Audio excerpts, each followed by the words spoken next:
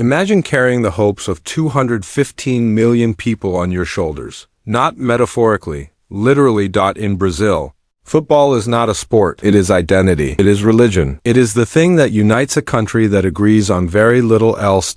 And for 3 World Cups, one man was handed that weight and told to run with it. His name didn't need an introduction. It never did. This is Neymar's World Cup story, and it hurts more than most people realize. Brazil 2014. There has never been a World Cup quite like Brazil 2014. Not because of the football, though the football was extraordinary, but because of the pressure, the expectation, the sense that an entire country's pride was tied to one outcome, and one player above all others was responsible for delivering it. Brazil hadn't won the World Cup since 2002, 12 years. That's a long drought for a nation that treats the trophy like a birthright. And Neymar, 22 years old, fresh off a move to Barcelona, arguably the most exciting attacker on the planet, was the man they chose to end it. He delivered from the first whistle. Against Croatia in the opening match, he scored twice. The first was a penalty, clean and composed. The second was a moment of pure instinct. A sharp turn, a low finish, the crowd erupting around him. Brazil won 3-1. He scored twice more against Cameroon in the group stage. 4 goals in 5 matches. It was electric. And then Colombia happened. Final.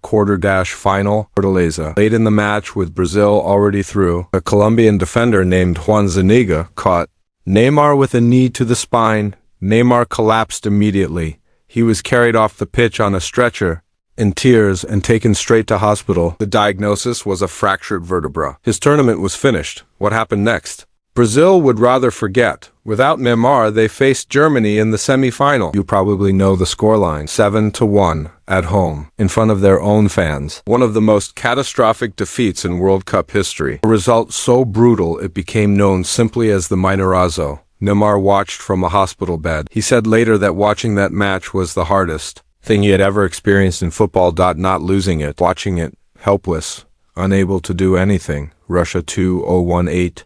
He arrived in Russia carrying 2 things: unfinished business and the weight of 2014 still sitting somewhere he couldn't quite shake. Brazil were strong. Neymar was fit. The squad around him was deep and experienced. On paper, this looked like their best shot since the home tournament. He scored against Costa Rica, a late winner that sent the Brazilian bench sprinting onto the pitch. He scored again against Mexico in the round of 16, a goal that briefly made it look like Brazil were finally finding their rhythm. But in the quarterfinal, Belgium were better. 2-1, Brazil out.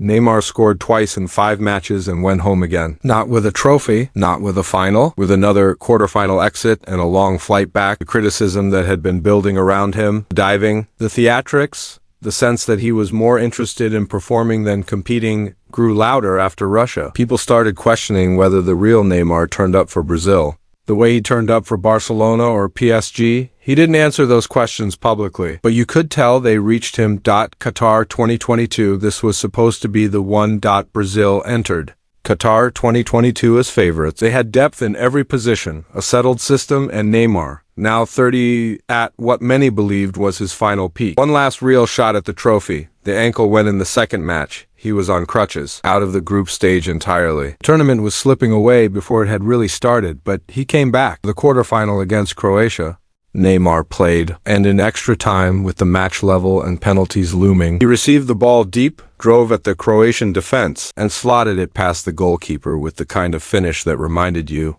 when he's right, there are very few players on earth who can do what he does. Brazil 1-0. Bench erupted. Neymar ran to the corner, tears already forming. Then Croatia equalized. 105th minute. Penalties. Croatia won. When the final kick went in and Croatia were through, cameras found Neymar sitting on the pitch, face in his hands, unable to move. He stayed there for a long time. 3 World Cups, 8 goals, 1 fractured vertebra, 1-1, 1 penalty shootout in the quarter-finals.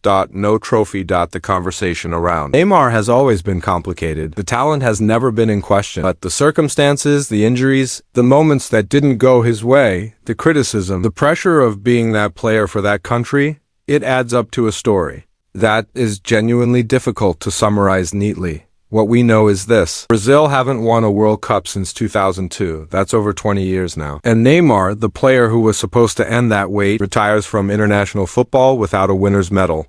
The 2026 World Cup is coming. Brazil will be there. Neymar almost certainly won't be. which means the sixth star, the one Brazil has been chasing for a generation, falls to someone else now. Neymar gave everything he